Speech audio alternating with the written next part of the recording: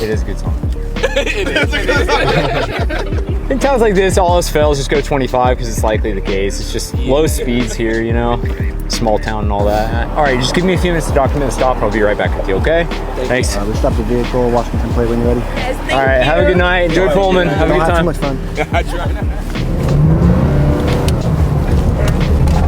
So there's a lot going on right now. I understand that, but He's gonna get some tickets tonight. are you in? I am. Okay. Were you at my program last week? Officer Willis. Yes. Yep. What did I tell you in that program? Sorry. Come on, man. It's cold. I wouldn't be out here unless I had to be. I'm not wearing a shirt on this. I'm a cloud chaser. I just want to be on film for the Officer Willis show. You know what I mean? You're on it. I'm on it. I'm excited. I'm here. A cloud chaser. That's the first time I've heard that. That's funny. Proper response for an injury accident in the area 1560 Northeast Brandy Way, The Grove. Time to mount 2341.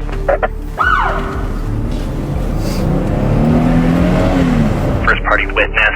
Patients are lying on the ground screaming. 6-3, you got 2 patients laying on the ground. What response do you have? Medics coming. Pullman 481, we've got a damaged fire hydrant. We're going to need somebody to come out from water to try to seal it off. So we had a caller call in and report that a vehicle struck 2 pedestrians, almost hit a third, struck a fire hydrant and then left the scene. We had officers and obviously the ambulance respond to the scene, discovered 2 people that had been struck by what we determined later to be a large dark colored SUV. Those people were both transported to the hospital. I believe they should recover from their injuries. A third person jumped out of the way or they would have been struck as well. The fire hydrant, we had to have the city come shut it off. It was actually about to erode an entire hill based on the quantity of water coming out of it. There was also like a partial electrical box that had been struck. 406. 406. I located the vehicle on California Street near Monroe, Plate, Washington.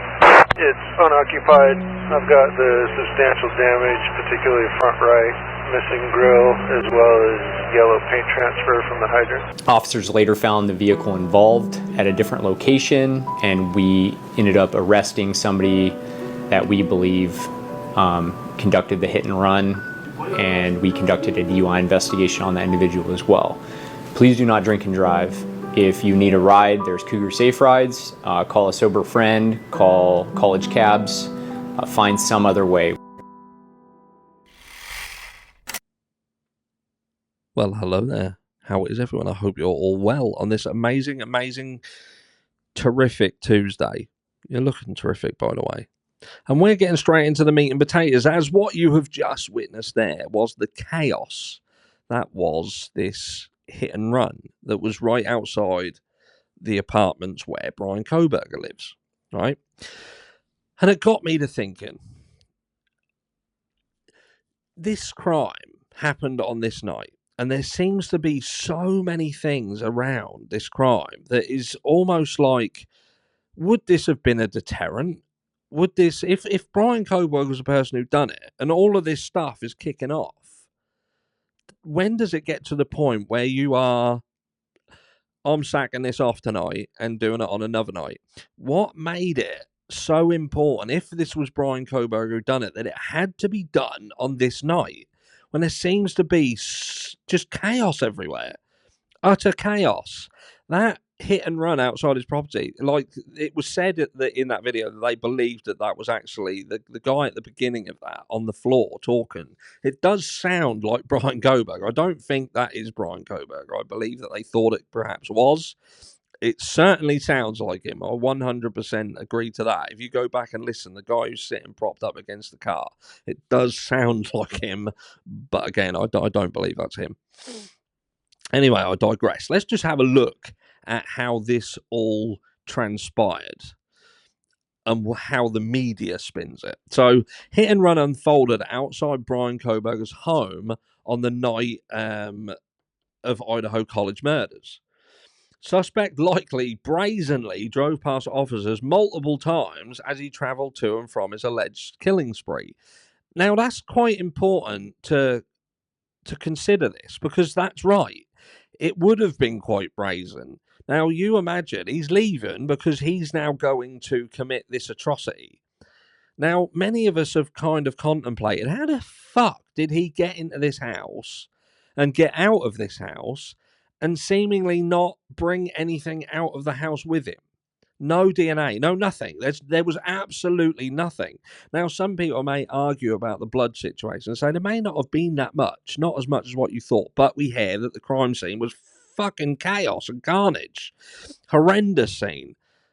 But again, let's argue, okay, he doesn't get none, but there's no blood, there's no dog hair, there's nothing. Absolutely nothing. Nothing whatsoever. On him, in his house, in his car, nothing. So people said, well, perhaps he fucking wore something. Do you know what I mean? He's worn something, but he's still got to, all right, he's wearing something, but then he's had to have gone outside and stripped that off outside and then put that somewhere. And then whatever he's put that in, he's touched it with it, and then he's going to put that in the car. But there's nothing in the car. So did he prep the car? He could have. He could have prepped the car. But then, what is he doing and where is he doing it? Where is he going to prep this car? Because the car sat outside his property. There's an abundance of stuff going on. What, and his car was fucking shrink wrapped inside it? Or he comes out of his house wearing a fucking boiler suit and carrying a K-bar knife and getting into a car that's been pre-wrapped, ready to go on this... Not buying it. And it would have got to a point where you think, you know what, I'm sacking this off because there's too much going on. Unless it really had to be done that night. And this, I'm going to talk on this later, in a bit, in this video, soon. A hit and run unfolded outside of Bryan Kohberger's home on the same night as the alleged murder 4 University of Idaho students. It has been revealed. At around 11:40 p.m. on the night of the 12th of November, the police were called to a report of a crash in front of an apartment complex on the Washington State University campus in Pullman, Washington State. According to authorities, the apartment complex, which houses mainly graduate or PhD students, had been home to Mr. Kohberger since August, when he relocated from his home state of Pennsylvania. So just let that sink in as well. He'd been there since August, September, October, November. That's 3 months, approximately 3 months to get here, seemingly do all this, what people class as reconnaissance, even though we've got the latest fucking issue with that. But anyway, just say, okay, he's 3 months to do all his work, doing what he's doing, and simultaneously plan and check and do all the background information and set himself up, knife train and whatever he's doing, to do this crime. I'm just not buying it. But it could have been enough time to perhaps get involved with some other people or person who led him down the garden path. And we'll come back to that. When officers arrived on the scene, they found 2 pedestrians, a male WSU student and a woman, with injuries after being struck by a car. Witness Turner Gardner told Business Insider the incident was horrifying and the 2 victims were taken to hospital for treatment for serious injuries. Hours later, 19-year-old student Carmen Fernandez was arrested and charged with DUI, felony vehicular assault and hit and run, the Pullman Police Department said at the time. We saw that, obviously, in the video there. It is not clear if Mr. Kohberger witnessed the hit and run, which took place within the eye line of his apartment. However, investigators were reportedly still on the scene of the crash at the housing complex when the 28-year-old allegedly left his home in the early hours of the 13th of November and travelled to Moscow to carry out the murders. So imagine this. They're saying he left his property at this time. Now, so what was he... Just imagine if he went and got in his car and they pulled him over. Because there was stuff going on. The law enforcement were already pre-fucking charged with... There's people in this area who have potentially been drinking and driving. The likelihood of him being stopped was high. And any cell phone data detailed in the probable cause affidavit for his arrest places Mr. Kohberger at the apartment complex when the crash took place, with his phone pinging on a nearby mast up to until 2:42 a.m. on the 13th of November. Almost exactly 3 hours on from the hit and run, at around 2:47 a.m., Mr. Kohberger's cell phone revealed that he had left his home and was travelling south through Pullman, according to the affidavit. From 2:47 a.m., the investigators believed he turned his cell phone off to try to cover his tracks. It was back online from 4:48 a.m. as he appeared to make a long-winded journey back to his apartment, which this here, if they can prove and track and trace that, I do believe this is something of potential significance. This does ring true. And like I say, I was talking to Dope, one of the mods, the other day, and the fact that this goes by Snake River, do find that convenient for someone who could have been coming back from doing something nefarious and perhaps needed somewhere to throwing it in the water, you know what I'm saying? But look, benefit of the doubt, I'm just saying that is an oddment there. That is something. During the time the phone is thought to have been turned off, investigators say Mr. Kohberger drove to the student rental home of King Road, Moscow, and broke into the house between 4 a.m. and 4:25 a.m. There he allegedly stabbed Kaylee Gonsalves, Madison Mogans, Anna Canodal, and Ethan Chapman to death in a brutal attack. This is where it talks about the route back. The affidavit also reveals that surveillance footage captured Mr. Kohberger's white Honda Elantra travelling on the route from the WSU campus where he lived to the home on King Road, Moscow, and back again during the same time period. He arrived back to his campus home around 5:30 a.m. Witnesses told Business Insider that police were still on the scene at that time, meaning that Mr. Kohberger likely brazenly drove past officers multiple times as he travelled to and from his alleged killing spree. Now, look, I'm going to just say, there are things, and whether you are a guilter or you're someone who wants to give the benefit of the doubt, there are things on both sides of the argument. And, you know, we don't want to just ignore everything. And the fact that seemingly Brian would leave this complex while this is happening is, to me, I think to myself, if Brian is involved and all of this is going on, I think if you was someone who was on your own, this was something that you was planning to do, there was no one else involved. This was just you. You're a fucking psycho. You want to go out and you want to kill people, and you've targeted this house, or perhaps there was more than one house, whatever. I believe that these things, like this carnage outside, would have been enough to have perhaps put the brakes on. Because this isn't, I don't believe, an act. If Bryan Kohberger was a person, I don't think this is an act of rage, an act of anger, because an act of rage, an act of anger happens in the moment.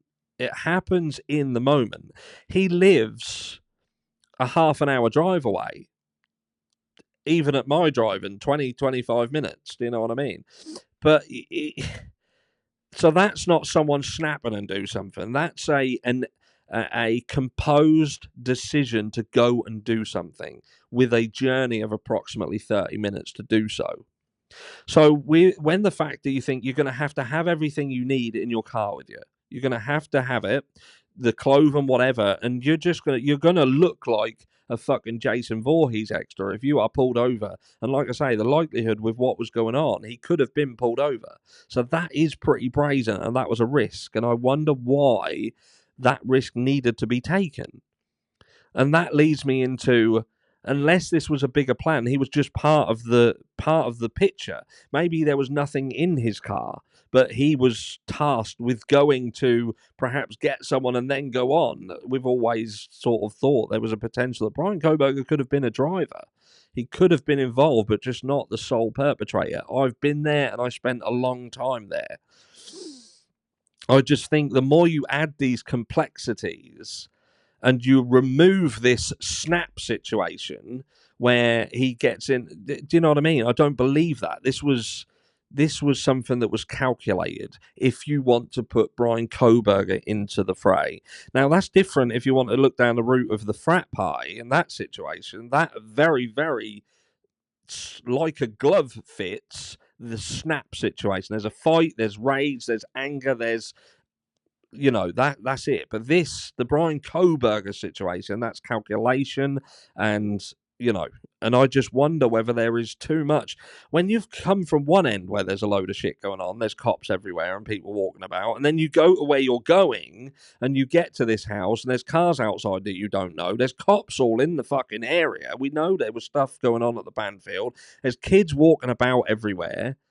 There's just something that story to me, the Bryan Kohberger narrative, even though there are things, because I think to myself, could Bryan Kohberger have used that situation to mask his escape? There's stuff going on, but then I thought you wouldn't need to mask your escape. If you're going to do it, you just do it. If he was going to turn his phone off and he thought for some fucking reason that was going to be enough to hide where he was going, he wouldn't have needed to mask his escape with all this stuff going on. But then I think to myself, the flip side of the coin is maybe the drive on the way back was to try and avoid going back through everybody. And is that why he took the longer route? Because he thought if he extended that time, there was more of a likelihood that when he got back, all the law enforcement people simply wouldn't be there. And that, to me, does make some sort of sense. But then I think if he's got that much consideration on the way back, then wouldn't he have had the consideration on the way out? Unless his hand was forced and he had to leave. This was go time. Whoever else was involved, Brian, you're coming. I don't know. But was there just so much going on that someone who was hatching a plan and a plot, could he have not just, or would he have not just sacked it off that night? Was there just too many things? What made it have to happen on this specific night? And you've got two versions of events. Either something happened that triggered something and it was someone snapping, or you've got a situation where you've got a planned situation where there's so many things going around, but what is going on just ain't enough to stop it. It has to be this night. It's odd to me. Is it to you? Let me know down below, and I'll catch you all in the next one.